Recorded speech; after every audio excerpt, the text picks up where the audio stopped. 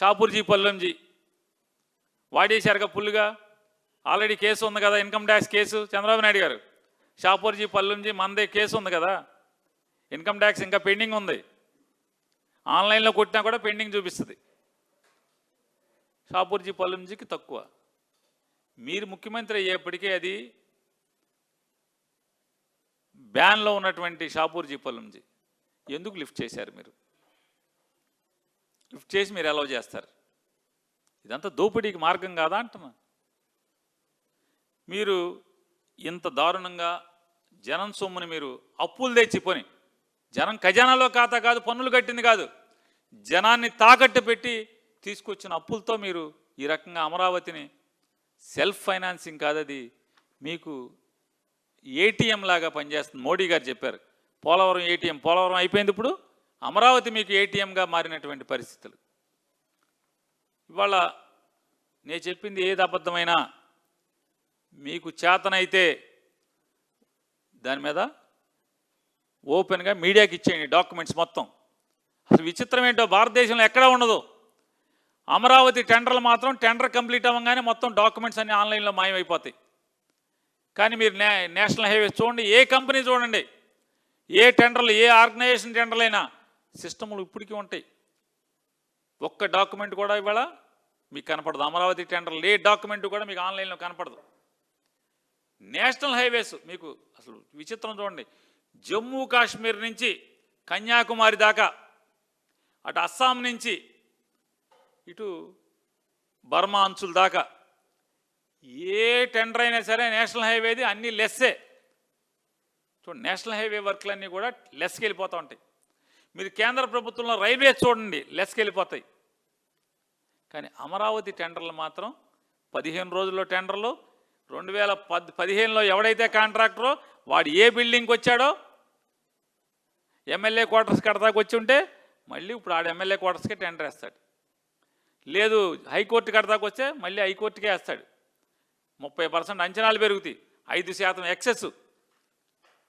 National హైవేలో మీ ఇష్టం, you name.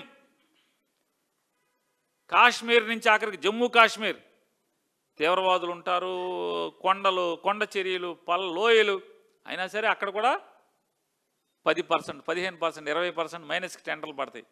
కానీ అమరావతిలో మాత్రం 30% ఓవర్ ఎస్టిమేట్ చేసి అంచనాలు మార్చి 30% పెంచి 5% ఎక్సెస్కి ఇస్తారు.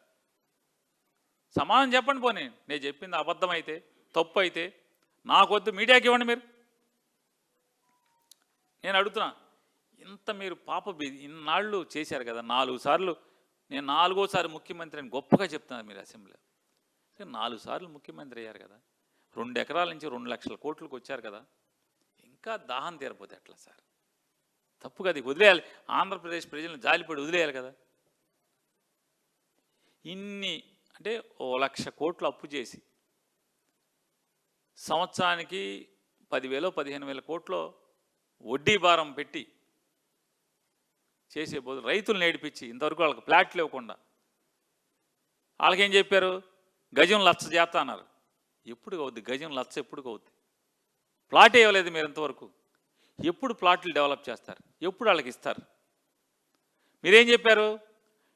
ఎవడ ప్లాటు అమరావతిలో ఎవడి ఊర్లో ఆడికే ఇస్తాం ప్లాట్ అని చెప్పారు. లేదా 2 ఊర్లకు కలిపి ఆ 2 ఊళ్ళ మధ్యలోనే మీరు మా అయితే మీ పక్క ఊరు ఆనుకుని వస్తుంది మీ ప్లాట్ అని చెప్పారు. ఎవరికి ఇచ్చారంటనా?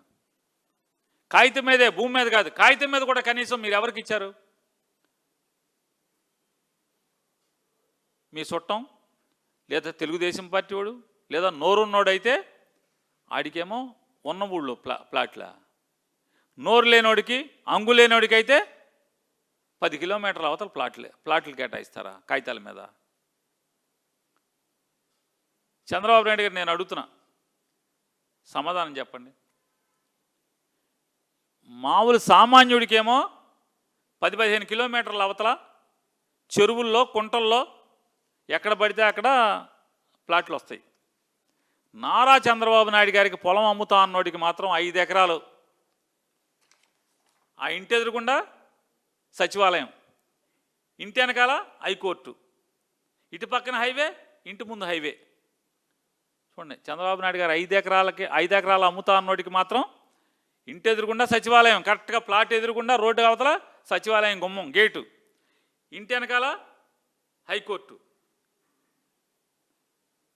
ఇక్కడ ఒక్కటే కాదు, మళ్ళీ సుందోపసుందులు మంత్రి నారాయణ గారికి 100 గజాల అవతల మెయిన్ రోడ్డు మీద ప్లాటు, అంటే హైకోర్టుకి పక్కకు వస్తాడు.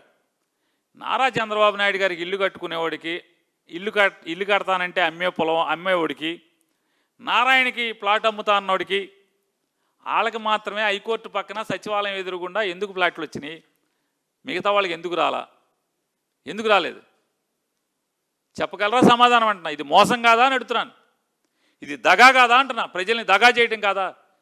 మరీ ప్రత్యేకించి 29,500 మంది రైతుల్ని దగా చేయటం కాదా అని అడుగుతున్నాను.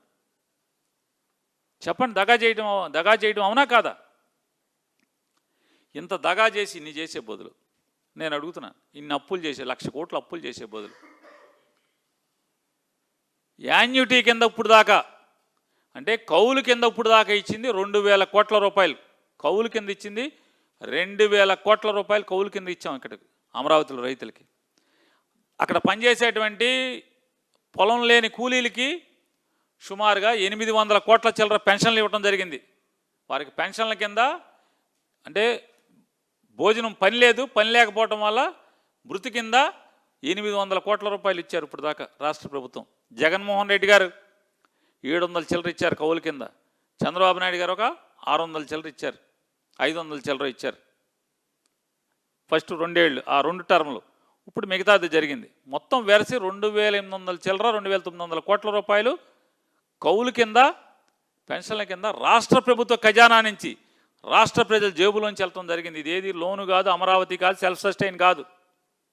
అమరావతి పూర్తయ్యేంత వరకు కూడా ఈ డబ్బులు కట్టాలి, కౌలు కట్టాలి. వీటన్నిటికీ బదులు నేను అడుగుతున్నా, ప్రజలను కూడా అర్థం చేసుకోమని చెప్తున్నా. నిజంగా కనుక చంద్రబాబు నాయుడు గారు ఏం చెప్పారు? మా దగ్గర 6,000 చిల్లర గజాలు ఉన్నాయి, ఇప్పుడు ఒక 1,200 గజాలు బయటికి అమ్మామని చెప్తున్నారు కదా. అంటే వెరస ఎంత? 7,500 గజాలు, అంటే 7,500 ఎకరాలు. అంటే 6,200 ఎకరాలు ఒకటి, 1,200 ఎకరాలు ఒకటి, అంటే సుమారుగా 7,500 ఎకరాలు, 7,400, 7,300, 400 అనుకోండి. దాని బదులు ఇవాళ రైతులను ఏడిపించి వాళ్ళని పూలింగ్ తీసుకునే బదులు ఇక్కడి నుంచి రోడ్డు వేసుకుని, ఉండవల్లి దగ్గర నుంచి రోడ్డు వేసుకుని కృష్ణాయపాలెం దాటిని కాంచి ఎక్కడి నుంచో పెట్టుకుంటే రాజధాని మీరు నిజంగా అక్కడే పెట్టండి. 15,000 ఎకరాలు అనుకోండి,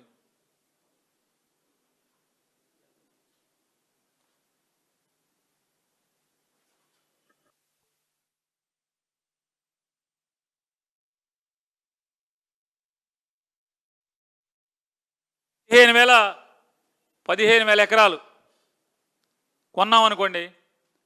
15,000 ఎకరాలు కొంటే ఎకరం ఎంత ఉంది?